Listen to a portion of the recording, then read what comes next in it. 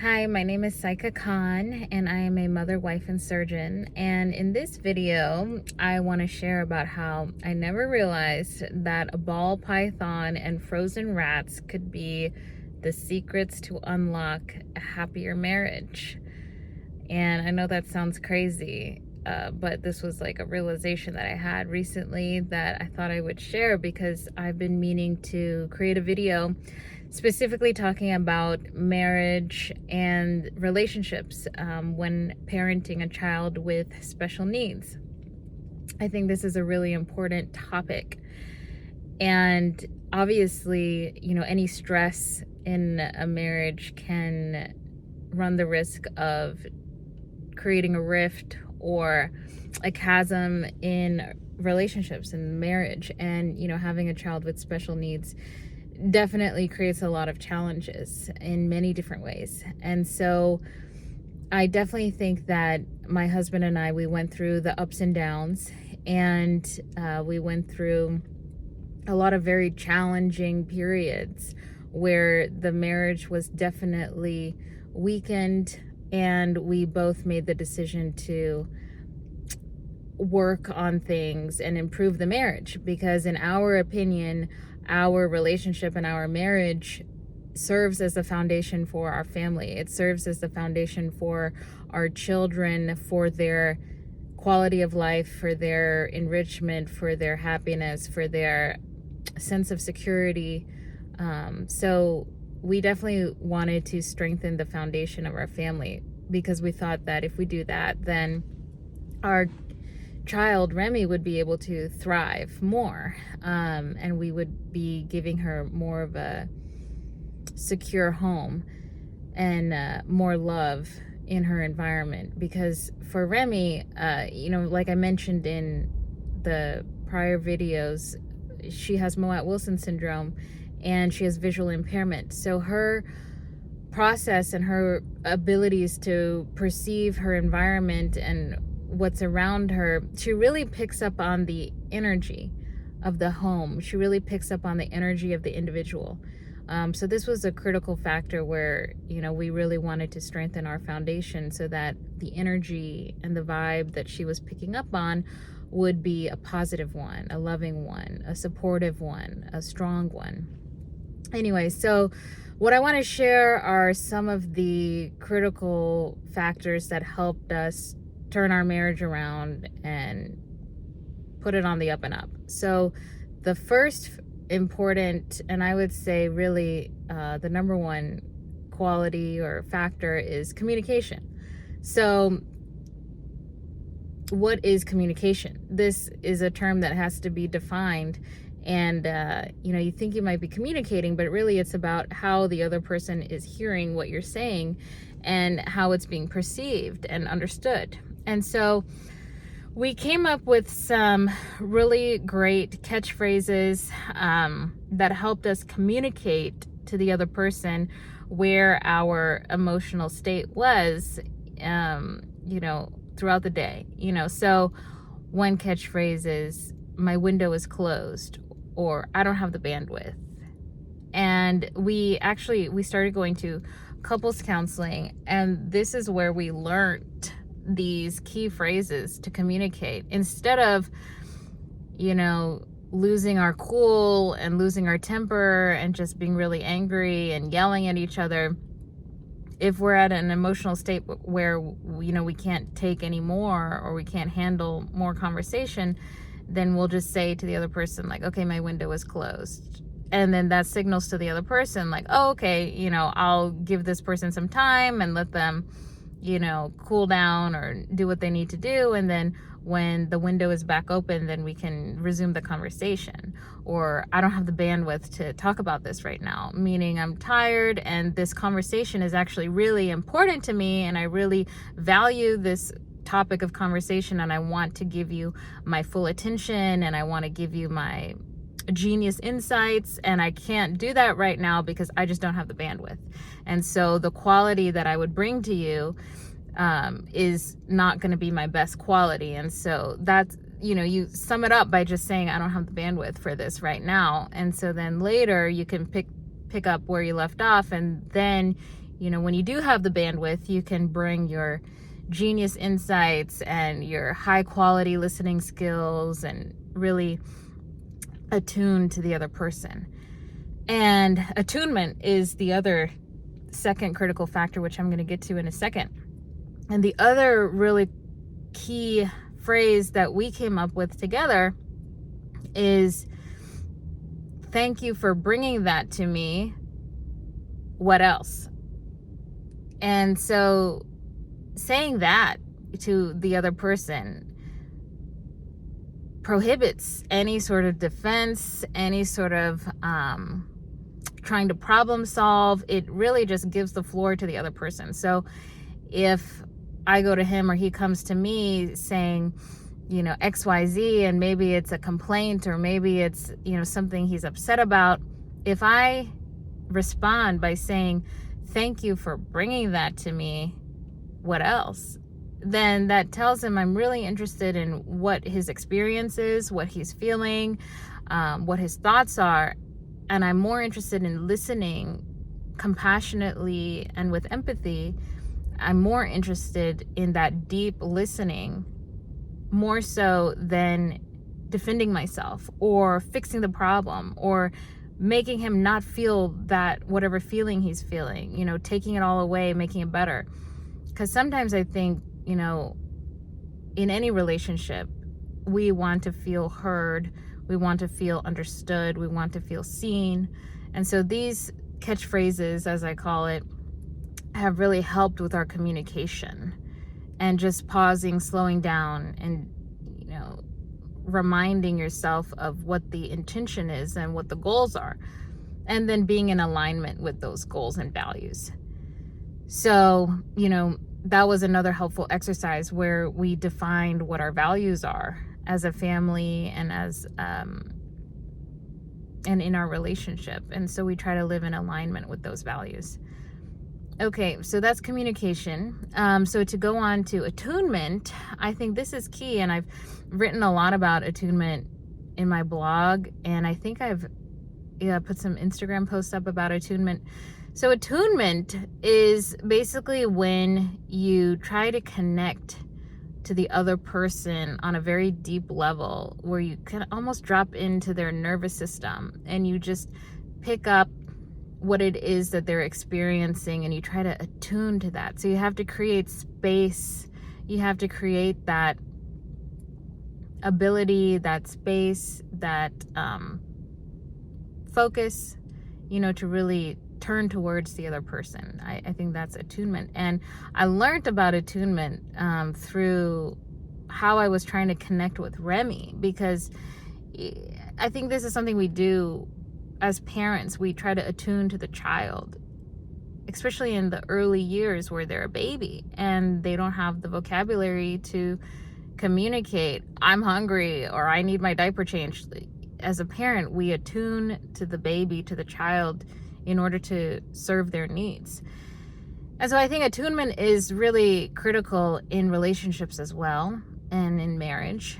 And so an example of attunement, I think this was written about at the Gottman Institute by the Gottmans. These are two PhDs, two doctors. They're married and they run the Gottman Institute, where they study relationships, and they write about what makes a healthy relationship, how to strengthen your relationship. And I think they also came up with this imago dialogue technique, but I'm not sure if it's them or if it was someone else. But the imago dialogue, it goes back to the concept of responding with thank you for bringing that to me. Is there more? So in the imago dialogue, the concept is that you listen to understand. So one person, you have to take turns with it. One person talks about what they're feeling, what their complaint is, or what the issue is.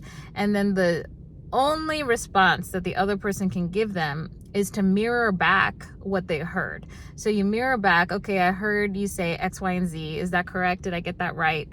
And then the other person can say, yeah, you got that right, but also, X, Y, and Z additionally. And so then you go back and forth where one person states what they have to say and the other person mirrors it back just to prove, like, this is what I heard.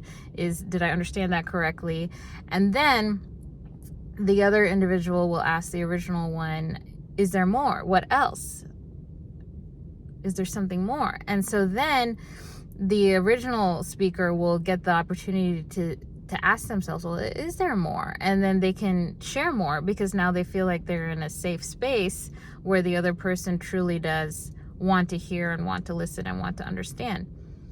And that's the Imago dialogue, basically. And you can take turns with that. So going back to the Gottman Institute and going back to attunement, I remember, like, gosh, maybe 10 years ago, I read an article they wrote where they gave an example of attunement.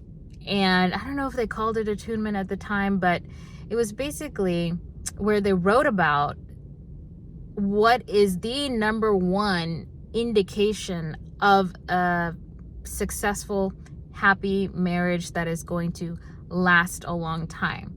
And the story is about birds, as it turns out. So they gave an example of a couple, and I think they actually studied these couples too. And that was how they were able to predict, to say, like, this is the number one predictor if you're going to have a happy, long marriage. So they studied these couples, and there were 4 responses. And the last response was the indicator that these were the couples who had the longest, happiest marriage. And so basically, let's just say the husband is looking out the window and he sees a bird, and he turns to the wife and he says, oh my gosh, look at this bird that I see out the window. And so the first response is the wife will turn to him and say, don't bother me, or not even turn to him and just not even look up from reading a newspaper or something and say, I'm busy right now, you're annoying me, and basically just completely shut him down and not even acknowledge, what he's saying, and just tell him to be quiet. So that's response number 1. Response number 2 is the wife or the partner, spouse, whomever, will turn to the individual and say, no, they don't even look up from the newspaper. They just keep reading what they're reading and say, like, oh, really? Like, that's nice, a bird, okay. And, that's how they acknowledge it. And then the third option is the partner will turn to the individual who spotted the bird and actually look at them and say, oh, really? You saw a bird? Cool, okay. And then go back to reading the newspaper. And it's the 4th response that actually is the key to success. And the 4th response is that the partner, the wife, whomever, will get up from their chair, go towards the window, and look out the window and look for the bird, and have a sense of curiosity and have, like, a deep interest in what the partner is seeing and pointing out and bringing to their attention. And so the partner will look out the window and say, oh, is that the bird? Oh, that blue one over there? What kind of bird do you think that is? Oh, wow, it's a beautiful bird. And, to really show the engagement and just, acknowledging that person, because, that person's pointing out a bird, and, you would want your partner to be interested in something that's interesting you. And so this 4th option was the predictor of those who lived a long, happy, successful marriage. And I think this maybe was like a 10 or 20 year study. So it was a long one. So that's attunement. And I think that that's critical in marriage, in parenting, and also it's critical to apply to the self, when you attune to yourself and figure out what is it that you need. I think that's important, and that's what I've written about and been thinking about a lot. So the last thing I want to share along the lines of this attunement thing is going back to the original concept, how I kind of started this video out, talking about how I was surprised to see and to realize that a ball python and frozen rats could be such a huge unlock in our marriage and in myself and in our philosophy around parenting. So, the story goes, my husband, he likes snakes, and when he was a child, he had some snakes. So he had mentioned in the past that he would like to get a snake, one day. And I don't think I ever really let that settle in. I think I probably just put it on the back burner and forgot about it.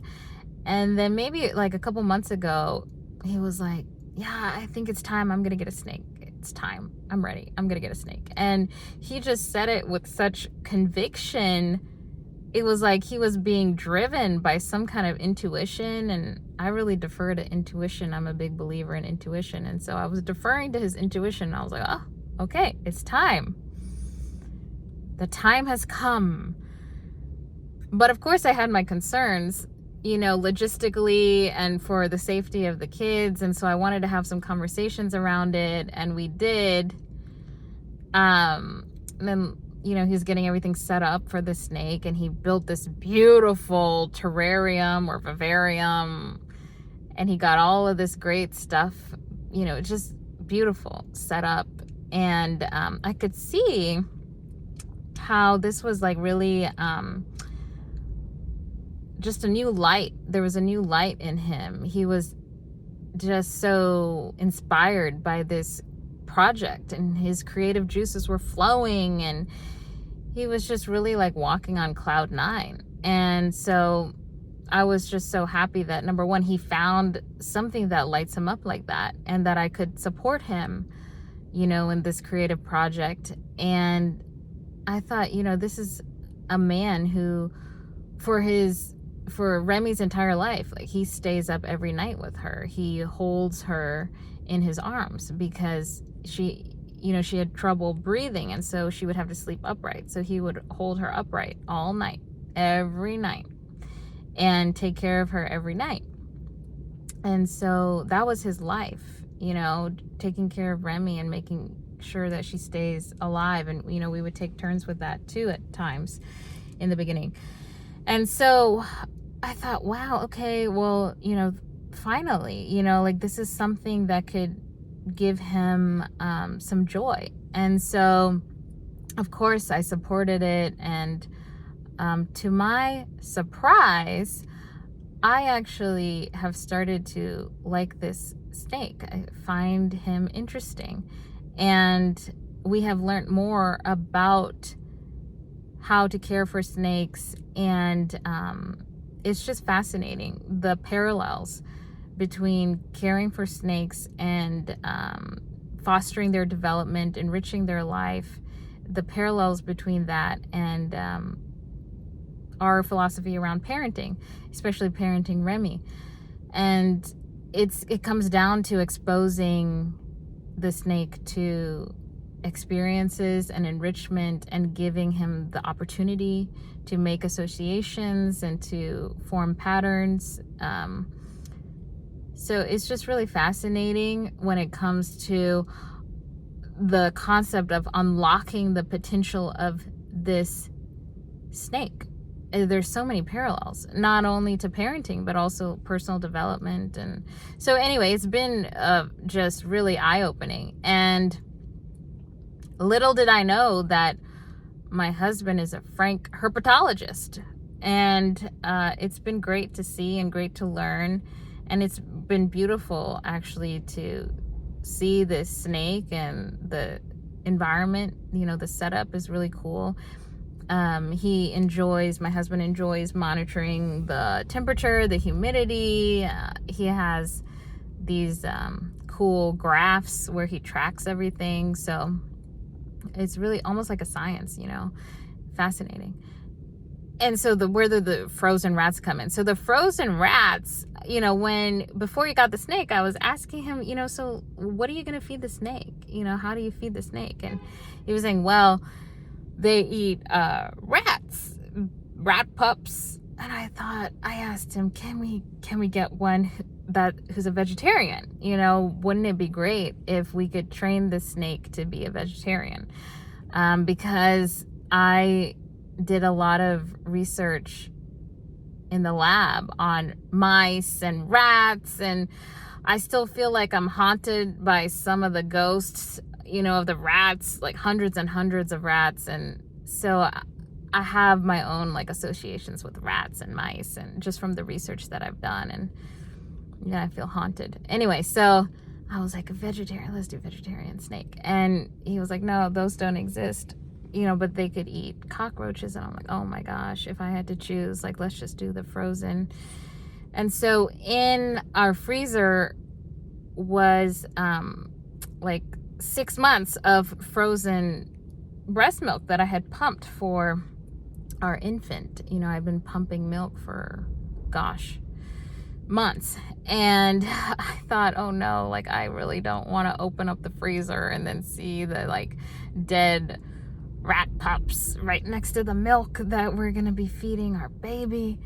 And so he said, okay, you know, like, I'm gonna triple bag it and cover it and conceal it, you're never gonna see it. And then we had the storm where we lost power for a really long time, and we had to throw out all of the breast milk. We had to throw out the frozen rat pups. You know, everything in the fridge and freezer went bad, so we had to throw it all out. Long story short, we decided he could have a separate small little tiny freezer where he stores the rat pups. So anyway, that's a compromise. But yeah, so the point is that this ball python is a very docile snake. And one of the things that my husband said to me to convince me, he didn't really have to convince me, but he said to me, you know, I really think Remy is going to like the texture. And I said, okay, done, sold. You know, like, he could sell me on anything as long as he said, I really think Remy's gonna like it. So, you know, we do think about the experience that Remy might have with this python one day.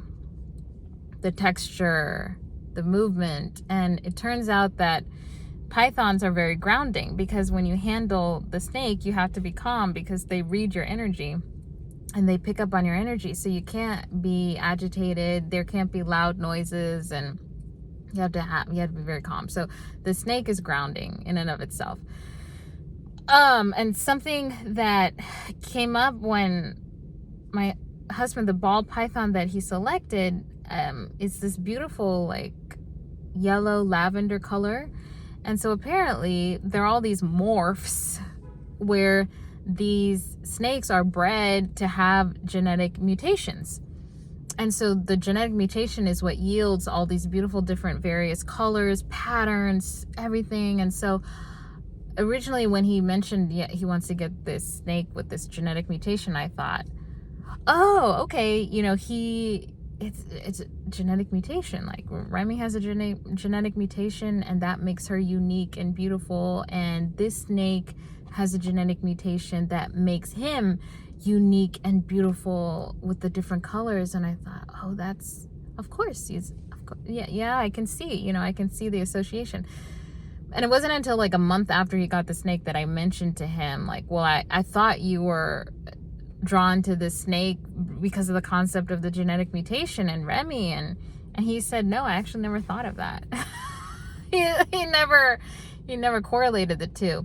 But then he started to think about it, and he was like, you know, like, that is an interesting point. And then he started learning more about how these snakes are bred, and now he wants to rescue all of the pythons, and he wants to call them Remy's Royals, and he wants to, you know, he's now like on this mission. And it all started with this one snake and me supporting him, and it has been quite the adventure.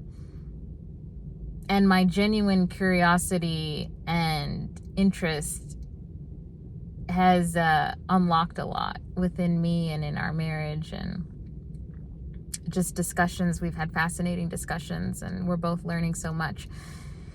So, to sum it up, there are so many challenges that come with parenting, and especially parenting a child with special needs, especially when both parents are exhausted and pushed beyond their limits, physically, emotionally, mentally, psychologically. And so there are some critical pillars and tools that are very helpful in preventing the foundation from crumbling. And those tools that we talked about are communication, using some key phrases like "my window is closed" or "I don't have the bandwidth," using key phrases like "thank you for bringing that to me. What else? Is there more?" And using the imago dialogue and attuning to each other, attuning to the self. And then also finding support. So our couples counselor has really been great. And it is one of my favorite times of the week when we get to sit down with her. Sometimes it's once every 2 weeks. And we do it virtually, to accommodate our schedule. And it has been great. And so I would say the other key factor is opening your heart and opening your mind to the interests of the other person, because I think from there magic can really happen. And that's why I say I never realized that a ball python and frozen rats could unlock so much happiness in our marriage. So I do think I will talk more about relationships throughout this journey in taking care of a child with special needs, family dynamics, friendships, and also in the next few videos I want to talk about devices that have been very helpful. I'll do a video on that, and then I want to dedicate another video to all the different therapies that I have found to be very helpful. And I think it would be useful to kind of spell it out to people and make the decisions that other people have to make, hopefully try to make those decisions easier for you and to help lighten the load a little bit and make things a little bit more streamlined. That would be my goal and intention with sharing what I have learned so far. So hopefully this video was helpful, and I look forward to the next one. Thank you.